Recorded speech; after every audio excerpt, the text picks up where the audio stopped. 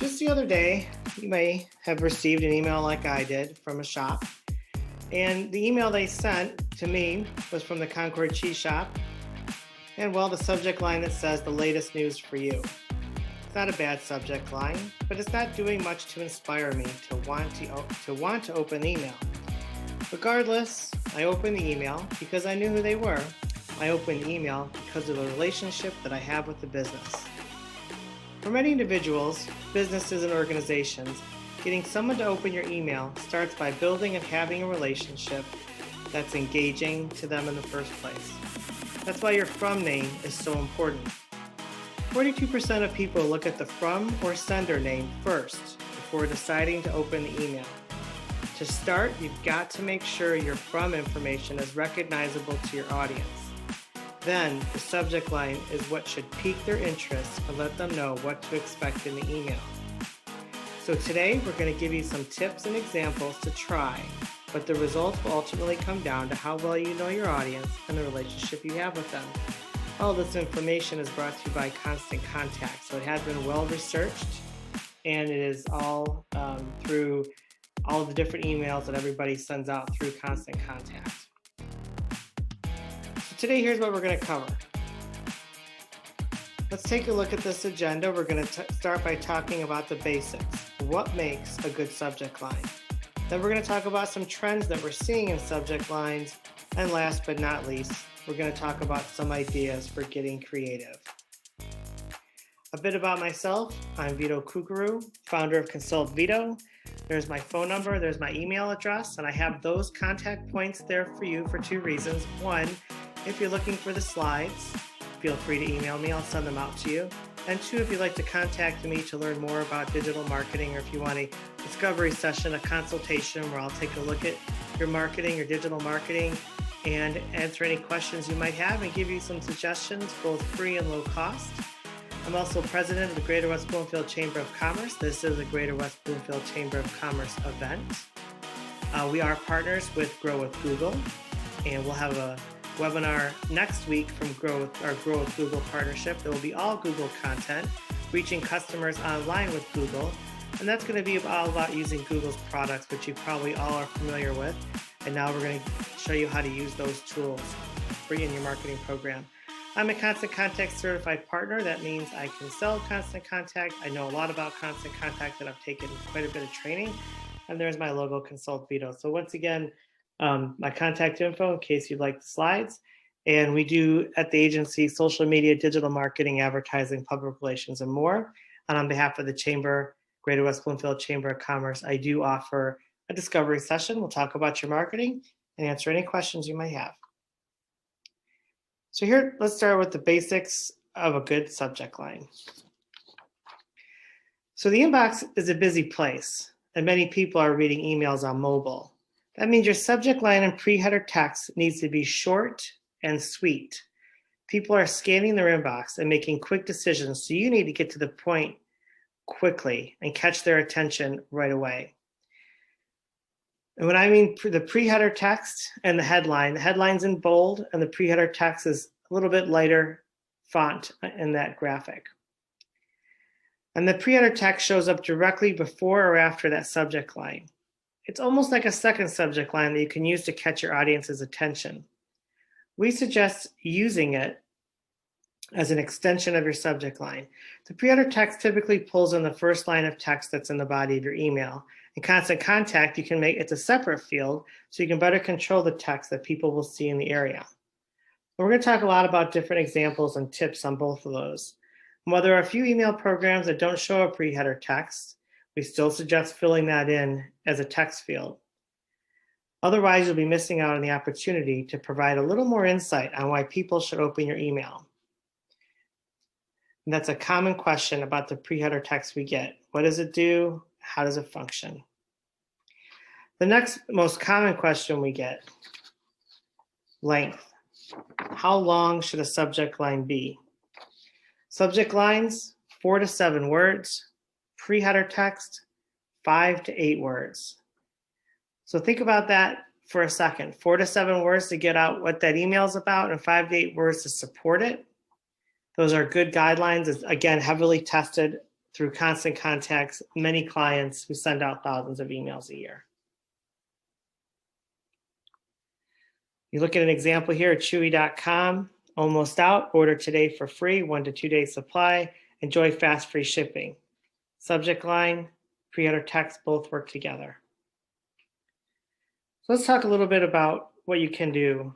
Besides having a limited amount of space and time, it means there are a few things we recommend to avoid. A lot of marketers put the company name in the subject line. The reason we don't recommend it, it's already in your from name field and even in your email address if you send from your own domain. It's also repetitive and takes up room for other wording that could push people to open. Something else a lot of people use is the word newsletter. And then they also include a date. Something along the lines that we see here. People often become immune to seeing this month after month. Now, I will send everyone on this call my newsletter, and I do it monthly. It's generally marketing information and tips for you to grow your business. And I'll give you an example of the ways I've constructed mine. But basically, we want to give people a reason to open the email. Pique curiosity, show your email's relevance to them. Using the word newsletter is very cliche and won't help you stand out from the crowd of other emails people receive. Feature one of the topics in your subject line, and if possible, use the highest priority or most exciting topic within the email to really drive interest. You see a lot of wasted space with pre-header text and subject line combined, so keep those two fields in mind. Some examples will repeat or have a very similar phrase in both the subject line and pre-header fields, or they'll say something like, view message in browser, add us to your safe sender list. That's not really adding any value that entices people to want to open your email. View the subject and the pre-header text together to make sure they're enticing people to open. Make sure they accent each other. And a great way to find this out is by using the preview feature and sending yourself a test. Let's go ahead and get into the subject line ideas. One idea, make your readers laugh.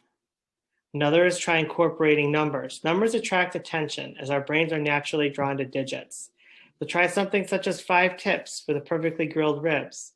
Another idea is to be inquisitive. Ask your readers a question such as, are your investments working for your business?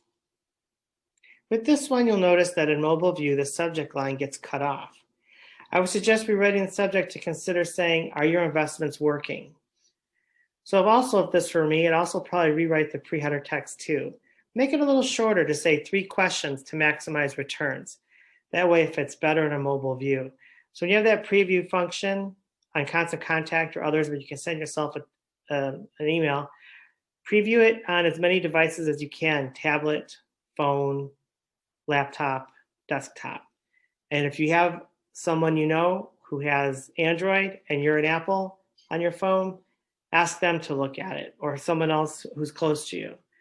And then you can see how it's going to appear in all different shapes and forms. Also recommend that when you're building a website. Try to get a hold of as many different formats as possible. Generally, they're all optimized now, but it never hurts. The other thing is consider pulling at the heartstrings. Using the emotional subject line, take 5 minutes to help animals in need.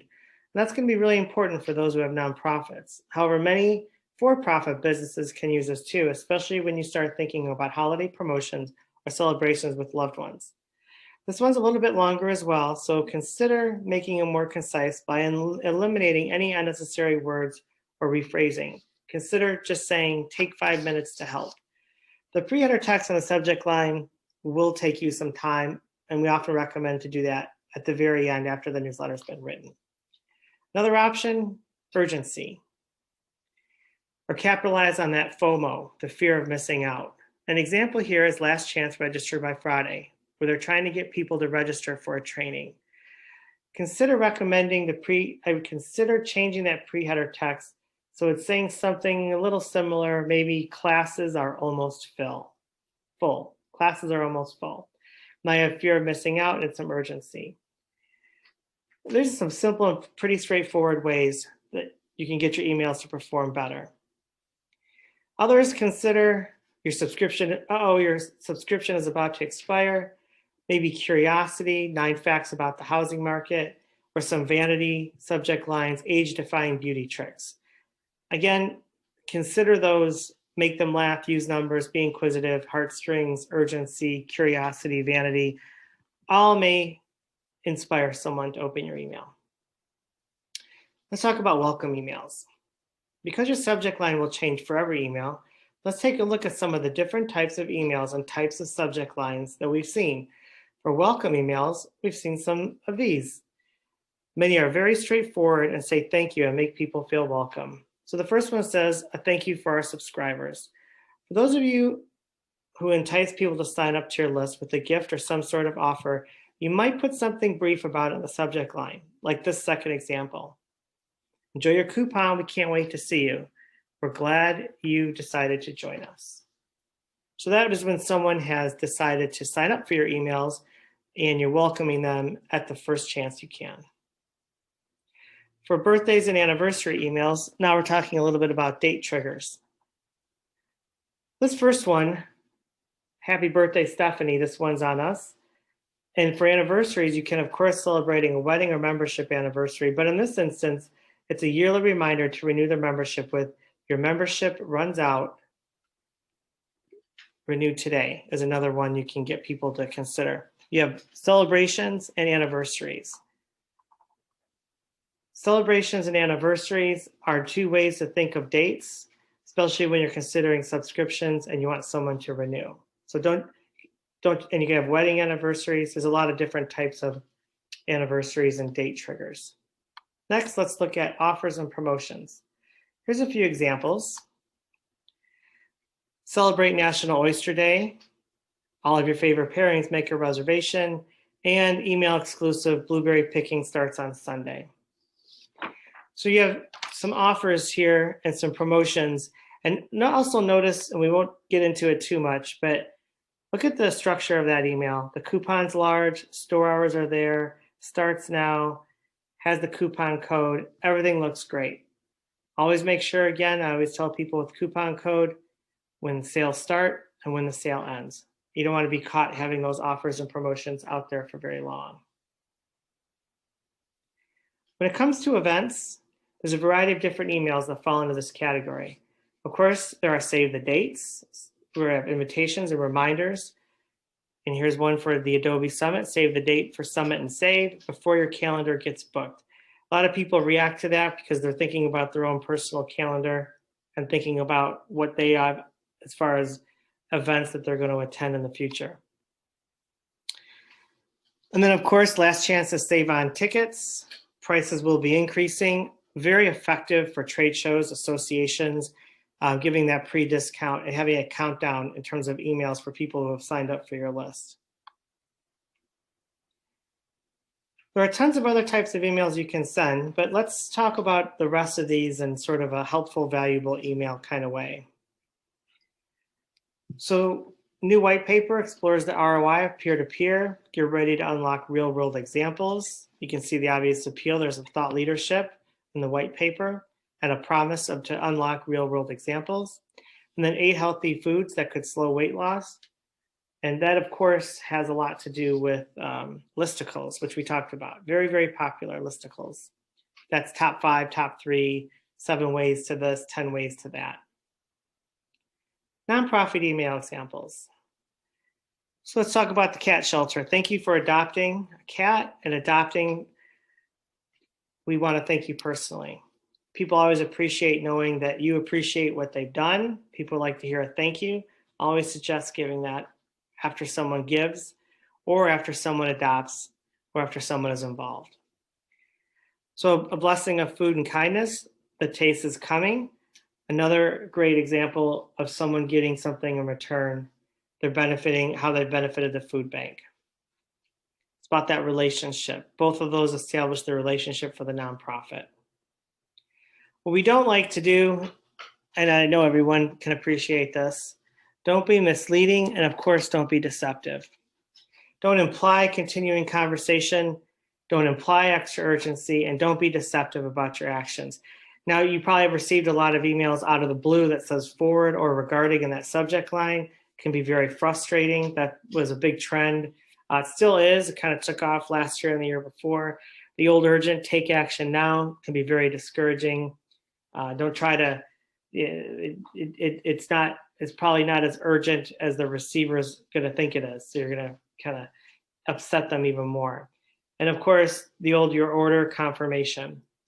Some people use that, and that can be very, very frustrating because right away you feel as though I didn't order anything. I don't know what they're talking about.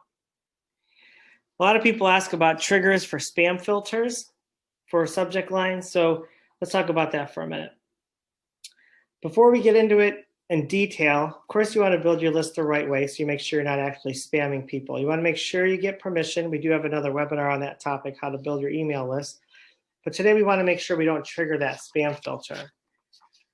And there's a lot of trigger words in addition to what you see, but you can Google the list of them. But words like free, guarantee, spam, excessive punctuation, upper caps everywhere, excessive symbols, a lot of exclamation marks, question marks, all of those trigger spam filters. And you're also going to trigger a spam filter most likely if a company has their firewall set to very high. And the only way to really break through on that is to notify the person individually and say, can you ask your IT department or whoever's managing the inboxes to let the domain of your email in? It can be very discouraging, but a lot of filters are set so high that it only accepts certain companies and domains to keep people's employees spam down. So you either would have to contact them directly, tell that person, hey, my emails aren't going through, they're bouncing back, and that person would have to get permission for your domain to go through. Or of course, your email could be stuck in their spam folder that they just have to find and put it through. So those are two big things to think about. Now let's talk about trends for writing great subject lines. Big trend right now is making it personal. One of the things we're seeing in marketing is personalization. There's a few things you can do to make your subject lines feel more personal and to catch your subscribers' attention. Using you and your and personalizing with their first name, always important. One stat you find is when you use the word you or your, open rates increase significantly. For business-to-business stats, it shows an increase of 20%, and for business-to-consumer company emails, open rates increased by 22%. So the first example is, are your Google ads not showing? And the pre-header would say, 11 reasons your Google ads aren't showing. Another stat we found, using a subscriber's name in the subject line can boost open rates by 2.6%. And the second example combines that word, gets you into that area when you're talking about the person's name in the subject line. And then obviously they see it personally addressed to them, there's a higher likelihood that they're going to be able to do the action you're asking them. Another big trend we see is convey emotions or feelings with emojis. You get a lot of questions and some hesitance about them in the past, and now marketers are using them more and more. And of course, this could be a spam trigger, so your message may not get through. So you're going to want to experiment with this and recommend you don't go overboard in terms of using emojis. And they do trigger spam filters. So some of the subject lines may hinder you getting through if you do use them. But if you have a good subject line, adding a good supporting emoji can make the subject line even better. But if it's bad, then of course it's not going to get through at all. So we can see a good example here, something special just for you with a heart. It does connect someone to that company and to that subject line. Because we have seen emojis can increase the open rate 60% versus one with no emoji. Now that number is going to fluctuate, and it was done a little bit ago last year, but that is something to consider. I don't have an exact answer. I would say you can experiment with it, but if you notice a lot of your emails are being bounced, then I would probably not have a tendency to not use it. Of course, if you start to segment people if you just do an A/B experiment, one with emoji, one without emoji, Constant Contact will let you do that, and you see your emoji ones are doing better, of course, you'll have your answer right there. So testing the use of emojis and other ideas, and that's what we're about to talk about right now. You have that ability in a lot of different email platforms to do this A/B testing on a subject line where you can send 20% of your list, one with an emoji, or even a different subject line, 20% with a different subject line or without an emoji. And then what it'll do is after a few hours, it'll declare a winner, and then the rest of your email list will be sent the subject line that does best. I just did this yesterday, and I was surprised at the results in terms of I had Wednesday marketing webinar versus the title of the webinar and finding out which one did better. So it is worthwhile to experiment A/B test as much as you can within your email platform. So conveying emotion or feelings with media, let's take a look at it. 3 different emojis talking about recipes. The second one has eyes, which obviously would catch your attention about an offer for free shipping. And the last one has a camera emoji. So you can see these emojis are very much in tune with the subject. They're not emojis for emoji's sake, and they're actually contributing to the meaning of the content. And it's consistent with their brand if it's kind of a friendly, personal brand. So you also have to understand that the emojis sometimes show up as a different color or could change shape a bit, or sometimes they're not going to show up at all. So I suggest you start sending some test emails to see how it displays, again, through those different email programs, those different interfaces, and through tablets, phones, etc., to make sure they can still support your message. So that's going to be an important consideration on that test. Always when you're, send that email to yourself before you actually send it out. Let's talk a little bit about those best practices. Start with a small sample. Don't use them all the time. Support the message, and remember that emoji might render differently, whether it appears on an Outlook or a Yahoo email or someone's company email. Another trend we're seeing is brackets. Now, it's not necessarily a huge trend, but you will start to see it more and more in subject lines. And it's a way to put focus on a word or a small phrase to make it stand out. You see a lot in B2B with a focus on words like guide, ebook, webinar, or something similar. So some of that thought leadership that's popping out. You may see parentheses around video or something that says something like new law. And again, something to experiment with. I don't know if I'd make all of my emails this way, but we're talking about all the different options you have in the trends. So naturally, it's definitely something to keep in mind as you're building out your subject lines. Big thing to remember though, keep words in brackets, 6 words or less. Now let's get into some creative subject lines, into some more precise examples. Alliteration. You've seen a lot of examples that are pretty straightforward where a subject line can be effective, but also consider using alliteration. Put a focus on a special promotion or featured content, because a lot of times sometimes people can't quite see all the words together in terms of the meaning in their mind. So financial consulting, 6 seasonal saving secrets. Don't let the holidays drain your bank account. French consulting, top trends to try today. Stand out on Instagram with these trends. So alliteration, consonant, 6 seasonal saving secrets kind of rolls off your tongue, may entice someone to open and pique their interest. They can be difficult to come up with, but if you have the time, again, look at your email base and then come up with alliteration. A lot of people will use the term, we're going to call it chunking. And this one kind of feels like you're breaking the rules, and you might struggle with this a little bit, but you're not writing a sentence, you're breaking the rules, and you're trying to stand out. So Ally Apparel, new tops, new jeans, new outfits. Your new favorite fall outfit is waiting, and you can kind of see how that feels. New tops, new jeans, new outfits. When I say it or you read it, it kind of flows together. French consulting, you plus us equals more clients for you. Our solutions can grow your business. So you can kind of see you plus us, more clients for you. Pre-header text, our solutions can grow your business. If you can get good at chunking and you kind of make that flow, you can see it can be very valuable. It does break a few rules on sentences, but it does often catch your attention because your mind is going left to right in a rapid fashion. Another one, of course, allusion, using famous lines such as life is like a box of candy, or we know what you did yesterday for Halloween Superstore. I caution on this because we are at a point where the media landscape is so incredibly fractured. We don't have as many universal experiences as we used to. And of course, everything can become generational fast.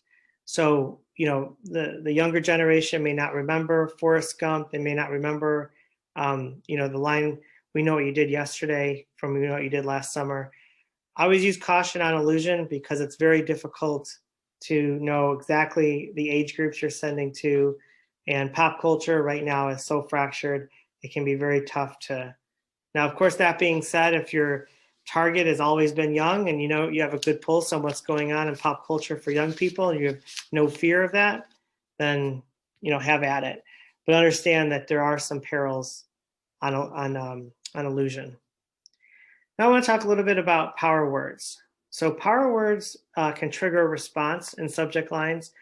And the first few words, of course, are always the most important, and a power word can help you stand out. You can Google these power words.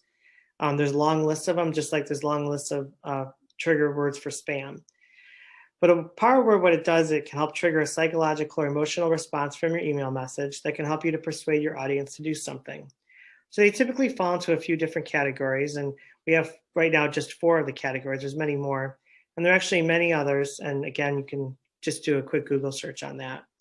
So thinking about trust, encouragement, vanity, and curiosity, words like dependable, no risk, which is different than guarantee or free, expert, people love to hear from experts, amazing, courage, happy, hero, conquer. That's a word that I've used for some clients on their website as well.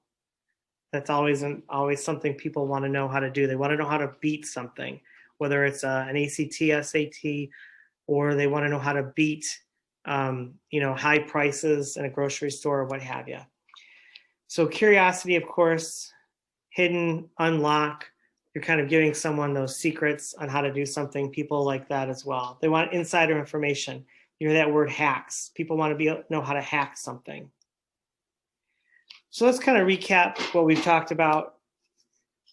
Your from name, subject line, pre-header text. We want all those to work together.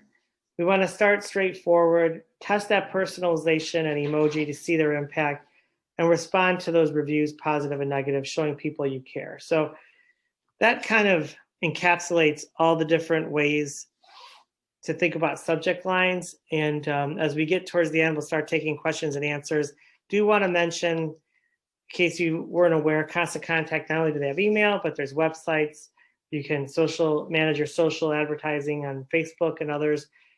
You can create logos, and of course, there's an e-commerce component. So you really can do everything now out of Constant Contact at a low price. If you're looking for a trial, you can reach out to me, and I can certainly give you a link for a trial. And now we'll get into some Q&A. Feel free to ask not only about email subject lines. We can talk a little bit about we can talk about just really any subject that has to do with marketing. More than comfortable to take on questions about social media. More than happy to talk about any questions you have about Google products. It's kind of an open forum at the end of these. Normally, we kind of take anything that someone wants to talk about as far as marketing or public relations. I do some public relations as well. So go ahead and looks like we have a question about Facebook and Facebook ads. I would say when you're thinking about Facebook ads, it's always very tempting to boost a post. And I'm not against that. What I do think you need to do if you want to boost a post is set up an ads manager account or a business manager account, because what ends up happening is boosting a post generally doesn't get you the great targeting you can out of ads manager. It doesn't get you a lot of the features you can receive in ads manager, and ads manager is free. And then if you really want to take your Facebook advertising to the next level, go ahead into Facebook Blueprint, and that is their Facebook, the company's sort of academy on everything you need to know about Facebook ads. It's free. The lessons are about 3 to 7 minutes. Most of them are videos, or you can read them. And if you want to go as far, you can get certified. Highly recommend those considerations as well, because Facebook Blueprint will tell you just about everything you need to know. There's also a Twitter. There is a Twitter flight school for people who want to learn about Twitter advertising. Basically, we're at a point now where everywhere you want to do advertising online, they will have an academy or some kind of school that will give you that ability.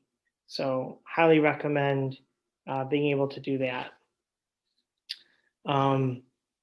One thing, Google has probably the most robust ad program, and the Google ad program and all the Google products have free lessons. And we're going to talk a little bit about that next week, April 28th. Most of your great Google products are of no charge to businesses. So we're going to talk about the My Business listing, the Google AdWords program, improving your website's visibility. Everybody always asks that question: how can I improve my search engine optimization? How can I improve I want to be at the top of Google's listing. So we will go through that as well. And that is all that information is going to come from Google. So it looks like we have another question about emails and segmentation. So we have a presentation about that, and segmentation, as much as you can, I would, and you can send different messages to people. So the simplest way to understand it, if you have a pet store and the pet store has dog owners and cat owners, or just general pet owners, that's 3 different lists. So a dog owner would probably only want to hear about things that have to do with the dog, obviously. Cat owners, the same. And of course, would be a general one. So you start thinking about, as much as you can with your email, to segment that list and make it more powerful and impactful for people. And then you really start hitting home runs with your subject lines, because they can be based on the different products. So recommend taking a look at as much segmentation as you can. The segmentation really starts when you get someone to sign up for your emails. So the more information you can capture as they fill out to give you their email address, or you can ask them. So you probably can't ask too many questions, limit to maybe 5: name, first name, last name, email address. We're already at 3. And then if you have a particular product range, you can certainly ask that, or what they want to receive more information for. So you get to about 10 different fields and people start to get frustrated. 5, they feel a little more comfortable. 7, people start to feel like you're getting a little bit too personal and too much information. So, and then of course, if you want, you can always give them surveys and polls within the emails and understand how they respond and segment them further. So let's say you already have a robust email list and you are, a florist, and you have different product lines, right? You have your B2B clients and your B2C clients. You just don't know which are which. Well, you can always put a poll in and say, my primary interests are, business-to-business deals or discounts for businesses. Or, of course, you could just say, my primary interest is to give gifts to people I care about. That'd be more of a B2C play. So you can segment people based on those polls if you didn't collect all that information in the past. So there are most email platforms, MailChimp, Constant Contact, et cetera, will have some type of polling feature and the ability, when someone clicks on a topic, to put them on a new list. So what'll happen is someone clicks on an article or an image, you can segment them onto a new list. They'll stay on the list, the first list, and then they'll also be put on a secondary list, or they could be put on a third list depending on their activities. So if you have 8 things to click, somebody clicks on all 8, they could end up on 8 different lists. I'd be a little careful on that, but you can definitely start to segment people more in tune with their interests. You want to kind of use your own knowledge and start looking at, if someone's appearing on 9 different lists, they don't want to receive 9 different emails from you. So you're going to have to probably create a category of like a super user or a super fan of your business. And then you can start to get more meaningful segmentation. So you kind of have to take that, the segmentation, and use, I won't say common sense, but start to think about your targeting and how you're going to go about putting people on that new list. So let's see. Do we have any more questions? Let's see. Take a look in here. It looks like we have a question about, you know, I want to increase my fans on social media, on LinkedIn and Facebook. Well, and Twitter. On Twitter, number one thing you want to do is start following as many people as you can. More than likely, they will follow you back, or you get a percentage of people to follow you back. Same thing on Instagram. It's kind of a numbers game.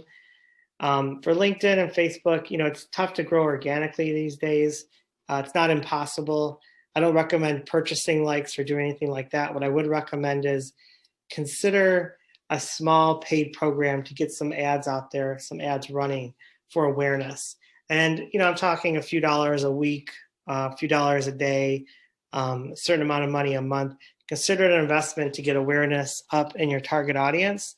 Right now, I'm seeing a big trend on Twitter ads performing very, very well. Twitter ads are doing much better than LinkedIn for clients right now on Facebook. Of course, it depends on your business, your objectives, and your goals. But I have seen Twitter doing pretty well. And I normally, people ask me about Twitter, and I always say, you know, it's kind of a war zone out there in terms of, you know, it can be kind of a nasty environment. But with the right targeting and the right message, you can drive quite a bit of traffic to your site. So that's something that we're starting to see. LinkedIn, not seeing people have as much success, but those LinkedIn numbers that they give you as estimates of your campaign, I'm starting to see those as more accurate than they have been in the past. So when you build a LinkedIn campaign, it'll tell you the expected number of clicks, the expected cost per click, and how many impressions based on your budget. And I'm seeing those estimates as being pretty accurate.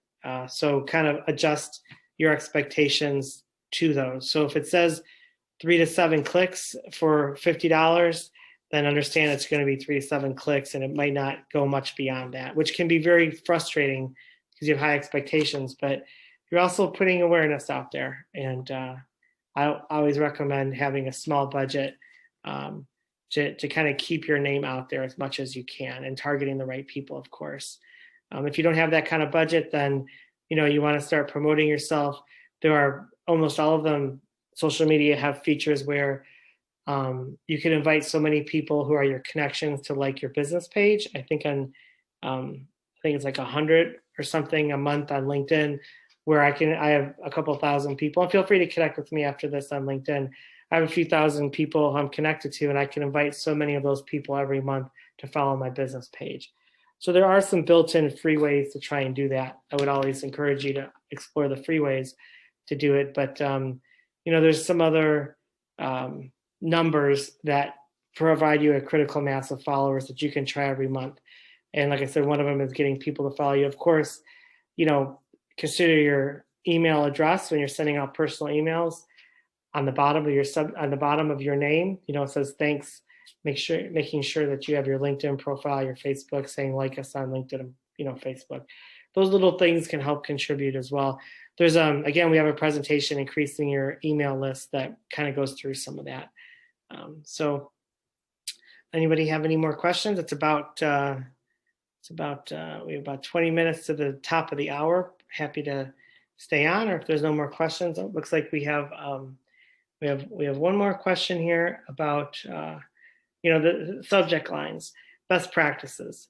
I'd say everything we looked at, I would consider a best practice, but it may not work for your business. And what I would consider is doing a deep dive on your brand, what your goals are and who you are, and thinking about, once you get to that point, and I have a big brand exercise I take people through, and it talks about, you know, your brand personality, your tone, the words you want to use, what your pillars are, what you're standing for, and I benchmark it against some very large corporations and their brands. And the big takeaway is, if your brand is a financial planner, probably wouldn't use too many emojis in the subject lines. If your brand is a pet store, you might be using emojis in the subject lines. For the parentheses, probably acceptable for many different kinds of businesses. For chunking, probably acceptable for many different kinds for most businesses. So think about your goals and your brand, and how it's consistent, some of these subject lines, and experiment. You know, every month or every week, whenever you send out an email newsletter, is a new chance to try something different. Okay, with that in mind, I think we're going to wrap up. If there's no more questions, I appreciate everyone's time. I hope to see you next week. For a link to that webinar to register, you can go to my website, consultvito.com. You can email me or call me for the slides or if you have any questions. This was brought to you by the Greater West Bloomfield Chamber of Commerce and Consult Vito, which is me. Appreciate everyone's time, and we'll talk to you next week. Thanks a lot.